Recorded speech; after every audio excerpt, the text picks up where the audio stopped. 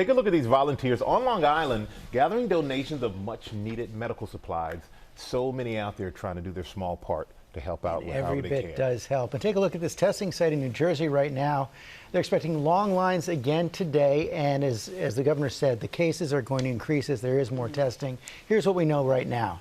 The number of cases worldwide has grown to more than 380,000, and the number of confirmed cases in the United States tops more than 45,000. And also here, as the president is straining against that right now, saying we must open up our country again, adding that he's not looking at months. The list of states with orders telling people to stay home or for non-essential businesses to close keeps growing this morning.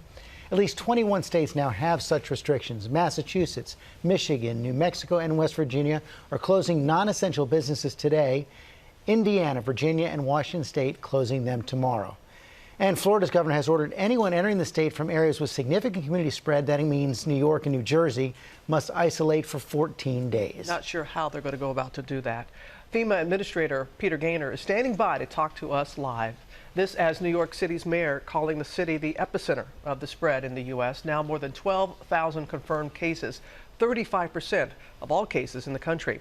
And that is where we begin our coverage. Tom Yamas is at the Javits Center here in Manhattan, the convention center turned makeshift hospital. Good morning, Tom. Robin, good morning to you. New York elected leaders are wasting no time. Serious work on the Javits Center should start later today. And even as new hot zones are popping up all over the country, including in Louisiana, there's a debate right now at the White House on whether to ease some of the restrictions in place to stop the chokehold on the economy. This morning, despite growing warnings the coronavirus could spread for months, President Trump signaling he wants America back in business. We cannot let the cure be worse than the problem itself. Next week, the White House set to re-examine social distancing, possibly easing restrictions that could allow some businesses to reopen. The president acknowledging this is contrary to what healthcare professionals are advising, but defends his thinking, saying the mortality rate right now in the U.S. is 1%. If it were up to the doctors, they may say, let's keep it shut down. Let's shut down the entire world. The virus has killed more than 550 people in America, and the World Health Organization now declaring the pandemic is accelerating. More than 300,000 cases of COVID-19 have now been reported to WHO from almost every country. In the New York City area, 1 in every 1,000 people now have COVID-19, 5 times the rate in other parts of the country. New York Governor Andrew Cuomo calling on all hospitals to increase their capacity by 50%. You're going to see the number of infections, the number of cases increase dramatically. On Monday, FEMA workers began overhauling the city's Javits Center into a makeshift hospital, 1,000 beds being set up to handle some of the overflow of city patients. Cuomo also announcing the state is beginning trials today for a drug combination, the anti-malaria drug hydroxychloroquine and Zithromax, also known as a Z-Pak, and asking the FDA for testing approval for an antibody treatment. It's only a trial. It's a trial for people who are in serious condition. But New York's surge in cases alarming other states. The governor of Florida issuing an executive order citing travelers flying in from New York or New Jersey to do a mandatory self-isolation for 14 days. Violators will be put in jail for 60 days and fined $500. And hopefully that will be a deterrent for people if you're just simply trying to escape here to avoid the restrictions that have been put in place in your own state. And this morning, big news from Japan. The Prime Minister there and the International Olympic Committee agreeing to postpone the Summer Olympics in Tokyo until next year. On the West Coast, the Navy hospital ship the Mercy leaving San Diego, bound for Los Angeles, set to arrive Thursday morning. The ship will ease the burden on local hospitals. A staff of more than 1,000 medical personnel will be treating non-coronavirus infected patients. Enthusiasm is very high for this mission. This is exactly what Navy medicine trains to do, and we are ready to execute.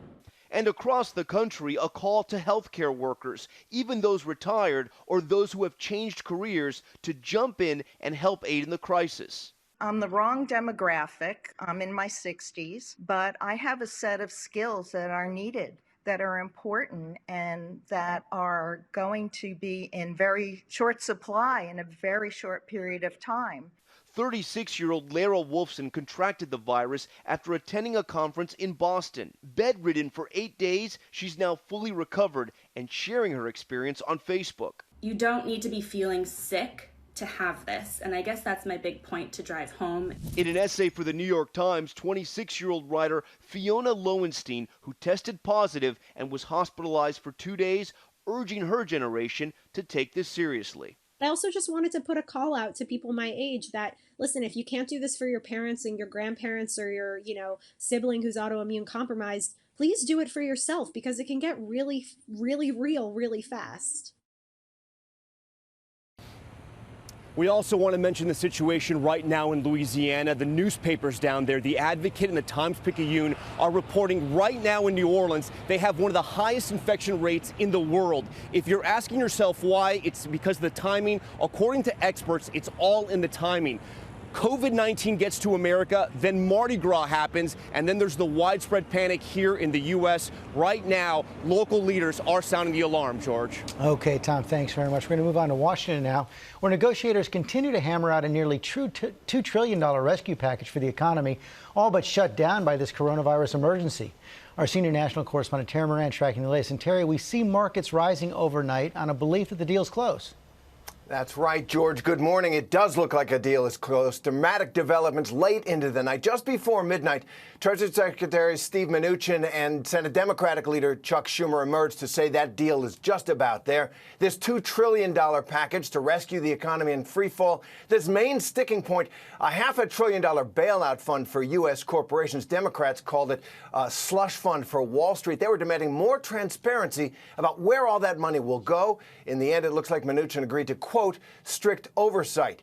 Democrats also wanted more money for hospitals. They got it, a lot more. Chuck Schumer predicting a vote tonight. It looks like this deal is just about there. And Terry, we were all watching the president yesterday. This tension between the healthcare officials who are calling for extended shutdowns and the president's concern over what's going to happen to the economy, very, very real right now. And getting this balance right is going to be critical.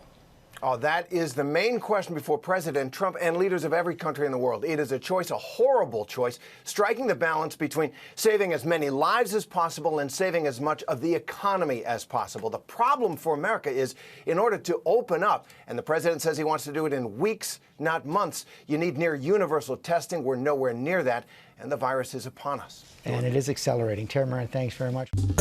Well, hey there, GMA fans. Robin Roberts here. Thanks for checking out our YouTube channel. Lots of great stuff here. So go on, click the subscribe button right over here to get more of awesome videos and content from GMA every day, anytime.